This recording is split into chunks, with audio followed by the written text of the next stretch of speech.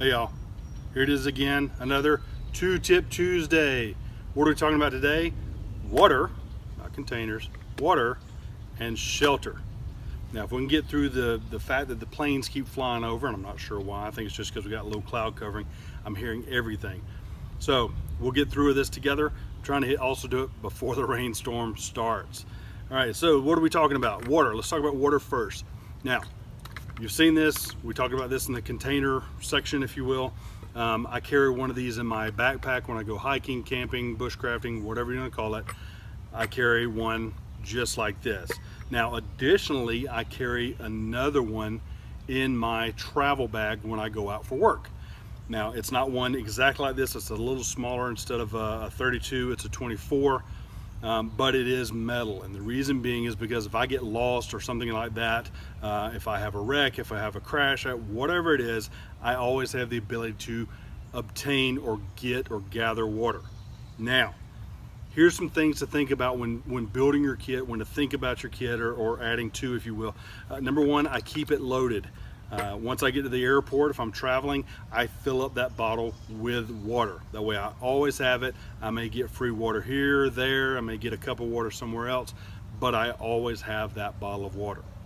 And then I dump it back out before I get back on the plane. So always have a way to get water. Now, again, the metal so that you can boil it. And the reason being is because that's gonna kill all. Okay, let's just go ahead and say it, all except for chemical. And then chemical, well, hey guys, you know, you got to take your chances. So one of the other things I recommend is having a water filter and or water purification tablets. These are the Aquamira. I got them from campingsurvival.com.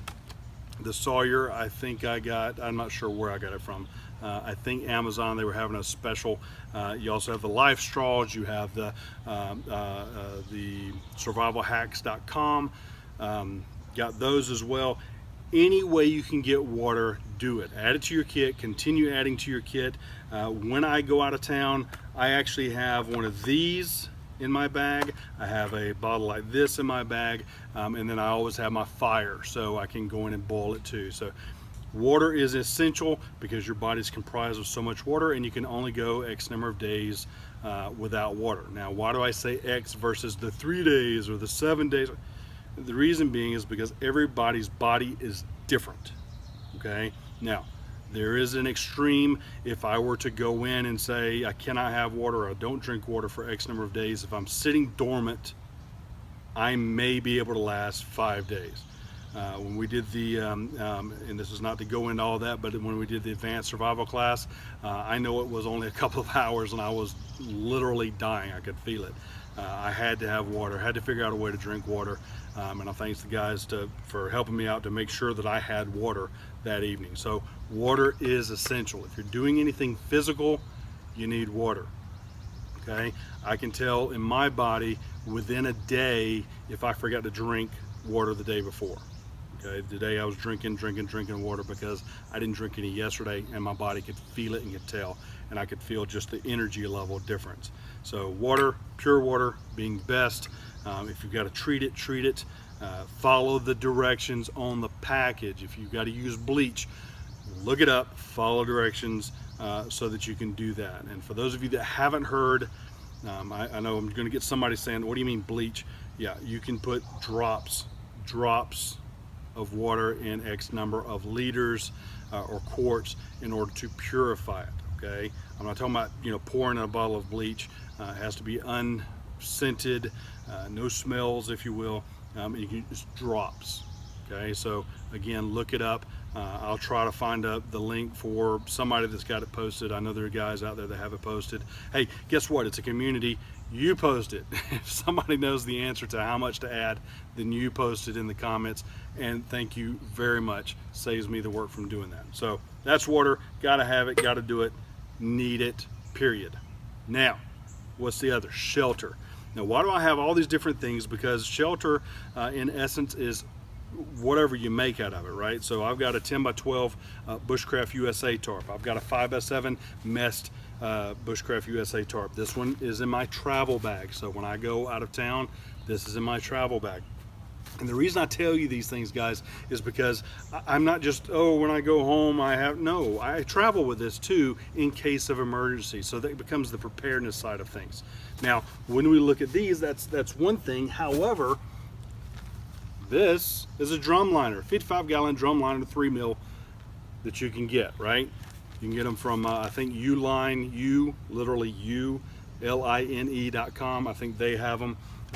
If you're a fan or want to go and support it, Pathfinder, Self-Reliance Outfitters carries it. Home Depot,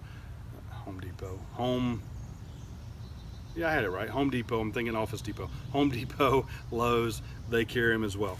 And then this one is a reusable survival blanket. You can see the shiny side, and you can see the black X's on there that I put in there, and the dog that just walked through the frame. The reason that I point these out is because it doesn't take something specific to work, okay? In my travel bag, I do have a mess kit, but I also have other things, right? I also carry a jacket. That can be considered a cover if need be. Just like the military ponchos, you can use those as a true cover. It may be the tent, it may be a cover that's small. Whatever it is to try to help you to stay out of the elements. All right, now I understand the bandana. I understand, sorry, I got squirrels and dogs.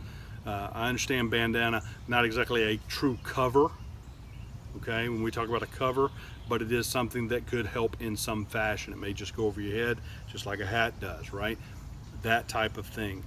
When we look at shelters, and we'll actually do an emergency shelter. We're going to put up a 5-minute shelter in a video so that we have that for usage later. We've got a lot of things that are coming in regards to shelter, in regards to water, in regards to fire, in regards to, okay, we've got all of those different things lined up. Just haven't had time to get to them because I've got some other things I'm trying to get to. So shelter being another key. The reason being why is shelter so important, okay? The main reason is because if you can't get fire and you're in a harsh environment, whether it's cold outside, whether it's hot outside, you need shelter, right? If you can't get fire, then you can build a shelter out of what you have, okay? 5x7 mast, 10x12, 10x10, whatever it is, you can build a shelter out of that, whether it be a small microclimate or a large one, in order to protect you from the elements and to keep you warm. Another example, I filled one of these with leaves, slept on it out here. Some of you saw the picture, I posted it on Instagram.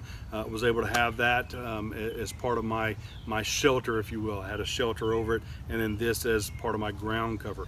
Additionally, you can take this and cut it open, put it over you. You can take and string it up. You can tie pieces off because you should have cordage, right? You can use, how do I tack this to the ground? You can take and use and cut or whittle down or whatever you want to, different stakes for you to go in and do that. So that's the other side of it. You got to have a way to have a cover. You've got to have a way to protect yourself, whether it's in a short-term emergency, whether it's in a long-term, okay, bigger tarp, whether it's in a medium term, okay.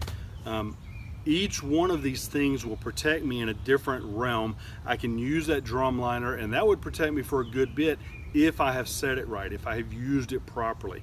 The big one, even though it's a big one, if I don't put it up properly, if I don't do things right, put it in, over a bunch of thorn bushes, guess what? It's not going to last. If I put it close to the fire, it's not going to last. I don't care how durable it is, it's not going to last. So there's more than one thing about, oh, I just have a shelter, I'm good to go. Guys, I'm going to go ahead and tell you this, and this is one I was going to say for later, but here's another tip. Here's your third tip for today. It's a 3-tip Tuesday. Practice before you go outside.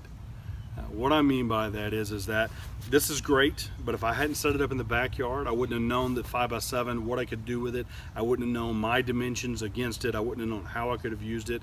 The same with the emergency one, the same with the bag. I wouldn't have known if I didn't practice on how to use this filter, then when I did go camping with my buddy Survival Sherpa, then I wouldn't have known when I got out there to Ravencliff Falls. So that type of stuff, you have to know how to use your stuff before you get out there. And again, that becomes a whole nother lesson.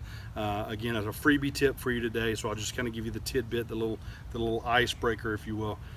But know how to use the tablets. Don't wait until you're out in the woods and go, okay, well, hey, I've got to, way down here at the bottom, remove the tablet from its full, don't care, okay? Use it ahead of time. That way when you taste it, you'll know, this is what it's supposed to taste like, because you tried it in a tested or secluded environment first, okay? Then you can go out into the wild, and when you do, you go, hey, I'm a pro of this. I know how to use it. I know how to use that stove. I know how to use this thing. I know how to use these shelters and set it for my benefit. So guys, whether you're camping, bushcrafting, woodcrafting, camp crafting, hiking, whatever it is, make sure you carry a shelter, okay? Again, travel, right? On this one, the reason the pack is so big is because I actually have my tie outs on there as well. So I actually have a lot of cordage, probably about another 15, 20 feet of cordage just in loops that I have tied out to the edges. Okay? So, hey y'all, that's it. Thank you for everything you do. Again, remember, community, right? Next week, I know for a fact next week, because I'm already doing the research for it, we're going to have a suggestion that was from my buddy Kevin Bowen about wild edibles. So we're going to talk about backyard medicinals, backyard, what's in your yard, things of that nature. And we'll go through some of the details of that and why that's important. Every bit of this becomes important, but here's the reality. It's important to me. If it's not important to you, then okay, move to the next tip. The carry cash one, nobody seemed to like it. Okay, that's fine. Doesn't apply. Throw it out, we'll go to the next one, right? So we've done this outside. We beat the rainstorm. Hey y'all, thanks for all the likes, the subscribes, the tweets, the retweets, the follows, the favorites, everything you've done. Make sure you comment below and make sure you watch the other 2 Tip Tuesdays. And if you haven't already, make sure you subscribe, okay? Got it? There, here, do it up. Make sure you comment below. Hey y'all, until next time, thanks for everything you do, and use your instincts to survive. Thanks for watching.